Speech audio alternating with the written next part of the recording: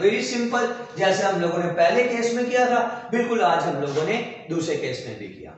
आज हमारे पास इसका पहला जो सीरीज कॉम्बिनेशन के बाद आ जाता है पैरेलल कॉम्बिनेशन। अच्छा, इसे दोनों को करने का मकसद क्या है? ताकि आप लोगों को समझना बड़ा आसान हो। अगर हम लोग इसे समझने के लिहाज से देखें तो आप लोगों को समझना, क्योंकि वो दोनों तकरीबन एक जैसे हैं, थोड़ा सा चेंज करना है बस। अब जरा देखते हैं हमारे पास पैरेलल कॉम्बिनेशन की तरफ आ जाए। इसके अंदर भी वही सारे हमारे पास पॉइंट्स हैं, कोई डिफरेंट चीज नहीं है। पैरेलल कॉम्बिनेशन, सीरीज कॉम्बिनेशन में क्या था कि जो बैटरी का पोटेंशियल होता है वो यहां से जाता है यहां तक 100 पोटेंशियल होता है। कंसीडर कर रहे हैं यहां पर कितना हमारे पास पोटेंशियल डिफरेंस कितना था, 100 वोल्टेज था।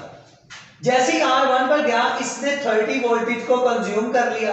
आगे हमारे पास कितना जा रहा है, 70 वोल्टेज। ठीक हो गया। इसने क्या किया, 40 वोल्टेज को कंज्यूम कर लिया। आगे हमारे पास कितना, हमारे पास गया 30 वोल्टेज पोटेंशियल डिफरेंस, और इसने क्या किया, 30 वोल्टेज पोटेंशियल डिफरेंस को कंज्यूम कर लिया। इसका मतलब क्या हुआ कि यहाँ पर 30, 40 और 30 तीनों को मिलाएं तो ये किसके बराबर आ जाता है, 100 वोल्टेज के बराबर आ जाता है। और बैटरी से हम लोगों ने कितना प्रोवाइड किया था, 100 वोल्टेज के बराबर पोटेंशियल डिफरेंस प्रोवाइड किया था। इन दिस केस, अगर इस केस की तरफ बात करें तो यहां पर हम लोगों ने कितना पोटेंशियल डिफरेंस प्रोवाइड कर रहे हैं, 100 वोल्टेजेस प्रोवाइड कर रहे हैं। जैसे ही हमारे पास यहां से ये सर्किट में से मूव करेगा, यहां पर जाएगा तो यहां पर कितने 100 वोल्टेज हैं। आगे 3 रास्ते हो गए। जब 3 रास्ते हो गए तो इस जगह पर जो हमारे पास पोटेंशियल R1 पर जाएगा, ये R2 है और ये क्या है, R3 है। तो इस जगह पर जाएगा जो पोटेंशियल, और इस जगह पर जो पोटेंशियल जाएगा, हर किसी में 100 वोल्टेज इसमें मूव करेंगे। सारे रास्तों में 100 वोल्टेजेस मूव करेंगे। इसका मतलब क्या हुआ कि जो पोटेंशियल डिफरेंस ऑफ बैटरी है वो बराबर किसके होगा, पोटेंशियल डिफरेंस एट रेजिस्टर 1 का वो बराबर किसके होगा, पोटेंशियल डिफरेंस ऑफ रेजिस्टर 2 का, और वो बराबर किसके होगा, पोटेंशियल डिफरेंस ऑफ रेजिस्टर 3 का। पहले केस में इन सब का कंबाइन किसके बराबर था, बैटरी के पोटेंशियल डिफरेंस के। But in this case when we connect 3 resistors in a parallel combination, तो जो बैटरी का पोटेंशियल डिफरेंस होता है वो इक्वली डिस्ट्रीब्यूट हो जाता है among all the resistors। तो हमारे पास ये क्या है, R1, R2, R3, इन सब का पोटेंशियल क्या होगा, बराबर होगा।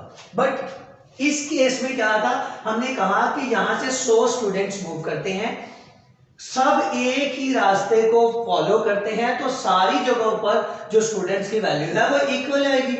बट इन दिस केस अगर यहां से 100 स्टूडेंट्स भेजे हम लोगों ने इस पॉइंट तक, हम लोग कंसीडर करते हैं ये पॉइंट ए, वैसे ही नाम रख लेते हैं। पॉइंट ए पर कितने स्टूडेंट्स हो गए, 100 स्टूडेंट्स हो गए, लेकिन आगे 3 रास्ते हो गए।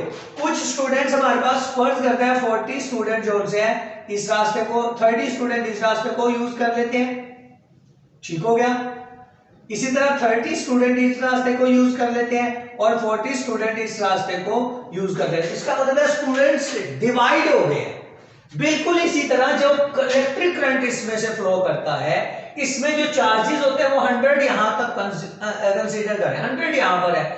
जैसे चार्जेस को 3 रास्ते मिलते हैं वो सारे चार्जेस डिस्ट्रीब्यूट हो जाते हैं। इसका मतलब क्या हुआ कि जो हमारे पास बैटरी से हम लोगों ने इलेक्ट्रिक करंट चार्जेस फ्लो करवाए थे वो क्या होगा, वो कंबाइन इफेक्ट होगा। पहले रजिस्टर पर चार्जेस प्लस सेकंड रजिस्टर पर चार्जेस प्लस थर्ड रजिस्टर पर चार्जेस।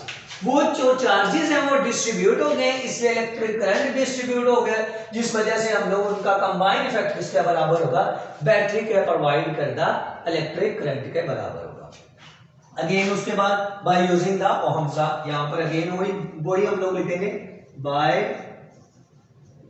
Using Ohm's law.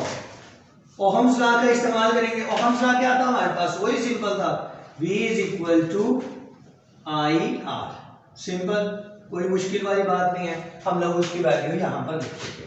अब यहां पर देखें, अब ये हमारी इक्वेशन नंबर 1 बन जाएगी।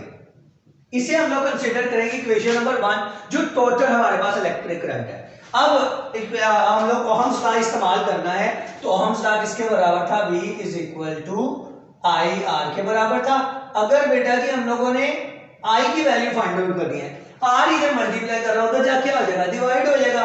तो हमारे पास जो आई होगा वो किसके बराबर आ जाएगा, v डिवाइडेड बाय आर के बराबर आ जाएगा। ठीक हो गया जी। और हम सब को हमने थोड़ा सा रोटेट किया, आई किसके बराबर होगा, v डिवाइडेड बाय आर के। अगर हम लोग बात करते हैं I1 की बात करते हैं इक्वेशन नंबर 1 के लिए, I1 किसके बराबर होगा, V1 डिवाइडेड बाय R1। ठीक हो गया जी। इसी तरह दूसरा केस क्या है हमारे पास, I2 किसके बराबर आएगा जी, I2 बराबर आ जाएगा V2 डिवाइडेड बाय R2। ठीक हो गया जी।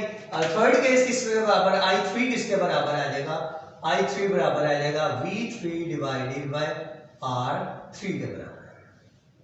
Got it. अब हमारे पास अभी हम लोगों ने इस इक्वेशन को देखते हुए v किसके बराबर है, v1 के बराबर है, v1 किसके बराबर है, v2 के बराबर है, v2 किसके बराबर है, v3 के बराबर है। तो इसका मतलब है यहां पर v1 v2 और v3 लिखने की हमें जरूरत नहीं, हम लोग सिंपली उसे v के बराबर लिख सकते हैं। तो ये जो सारी इक्वेशंस है, ये सारी जो वैल्यूज हैं पुट कर लेते हैं इक्वेशन नंबर 1। तो इक्वेशन नंबर 1 हमारे पास क्या थी, i किसके बराबर था, I1 plus I2 plus I3 के बराबर था। ऐसे ही हम लोगों ने पढ़ा था। ये जो इक्वेशन नंबर 1 है, वैल्यूज पुट कर लेते हैं। तो बेटा जी I किसके बराबर आ गया, V divided bye R1 plus V divided bye R2 plus V divided bye R3। Simple, कोई मुश्किल वाली बात नहीं है। हम लोगों ने क्या किया, V1 में I1 I2 I3 की जगह पर उसकी वैल्यूज पुट कर देते हैं। अब यहाँ पर देखिए कॉमन क्या चीज निकल रहा है, ये कॉमन निकल रहा है। तो हमारे पास I किसके बराबर आ जाएगा, I बराबर आ जाएगा V और अंदर क्या बचेगा, 1 divided by R1 plus 1 divided by R2 plus 1 divided by R3। क्योंकि यहां पर हम लोगों ने v को क्या ले लिया, कॉमन ले लिया। अब जरा देखिएगा इन दिस केस अगर हम लोग इसकी बात करते हैं तो v यहां से मल्टीप्लाई कर रहा है उधर जाके हो जाएगा, डिवाइड हो जाएगा। तो हमारे पास इक्वेशन बनेगी I divided by v is equal to 1 over R1 plus 1 over R2 plus 1 over R3 के बराबर आएगा। By using the Ohm's law. बेटा जी ओहम्स लॉ क्या था, ये जी v is equal to I R, ऐसे जी ओहम्स लॉ हमने अभी किया था। अब देखिए 1 ओवर v करना है तो ये v, ये r इधर मल्टीप्लाई कर रहा होता जाके आ जाएगा, डिवाइड हो जाएगा। तो हमारे पास ये इक्वेशन कुछ इस तरह से बन जाएगी, I is equal to v divided by r, ऐसी जी। अभी यहां पर देखें v इधर मल्टीप्लाई कर रहा होता जाके क्या हो जाएगा, डिवाइड हो जाएगा। तो हमारे पास I ओवर v किसके बराबर आ गया जी बेटा, 1 ओवर r के बराबर आ गया। इसके बराबर आ गया 1 ओवर r के बराबर आ गया। अभी हम लोग क्या करेंगे, इस I ओवर v की जगह पर 1 ओवर r लगा दे तो हमारे पास ये वाली इक्वेशन है, ये बन जाएगी 1 over r is equal to 1 over r1 plus 1 over r2 plus 1 over r3। तो बिल्कुल उसी तरह जैसे प्रीवियस केस में था, इन सब का सम किसके बराबर था, इक्वल रेजिस्टेंस के बराबर था। तो यहां पर भी वो हमारे पास किसके बराबर आ जाएगा, 1 ओवर R1 किसके बराबर आ जाएगा, 1 over R1 plus 1 over R2 plus 1 over R3। तो वो सारा किसके बराबर आ जाएगा, equal resistance of all the resistors. ये 3 रेजिस्टर थे, अगर हमारे पास n रेजिस्टर्स हो तो वो हमारे पास क्या हो जाएगा, 1 over R equivalence is equal to 1 over R1 plus 1 over R2 plus 1 over R3 plus so on plus 1 over Rn। इस तरह से हमारे पास n रेजिस्टर्स की इक्वल रेजिस्टेंस को हम लोग इस फॉर्मूले की मदद से सॉल्व कर सकते हैं। ठीक हो गया स्टूडेंट। अभी इसमें ये 2 लॉन्ग क्वेश्चंस बन गए। अगर आ जाता है आपका सीरीज कॉम्बिनेशन तो यहां से लिखना शुरू करें, यहां तक स्टॉप कर दें। अगर आ जाता है पैरेलल कॉम्बिनेशन तो यहां से लिखना शुरू करें यहां तक, इसके बाद आप लोग यहां से पैरेलल कॉम्बिनेशन में आप लोग इस तरह से यहां पर कंप्लीट कर लें। इस चीज को थोड़ा सा और अच्छा करने के लिए हम लोग पहले रेजिस्टर्स की डेफिनेशन लिख लेंगे, फिर रेजिस्टेंस की डेफिनेशन लिख लेंगे, फिर उसके बाद इसके लॉन्ग क्वेश्चन को स्टार्ट कर देंगे। हम इस तरह से करना शुरू करेंगे, पहले रेजिस्टर की डेफिनेशन, फिर रेजिस्टेंस की डेफिनेशन, फिर ये कॉम्बिनेशंस का ये यहाँ पर सिंबॉलिक डायग्राम, और ये सीरीज वाला यहाँ तक कंप्लीट हो जाएगा। इसी तरह अगर पैरेलल कॉम्बिनेशन आ जाए, पहले रेजिस्टर की डेफिनेशन, फिर रेजिस्टेंस की डेफिनेशन, फिर ये हमारे पास इसकी सिंबॉलिक डायग्राम, और फिर हमारे पास ये पैरेलल कॉम्बिनेशन कंप्लीट यहाँ तक हो जाएगा। Is it clear?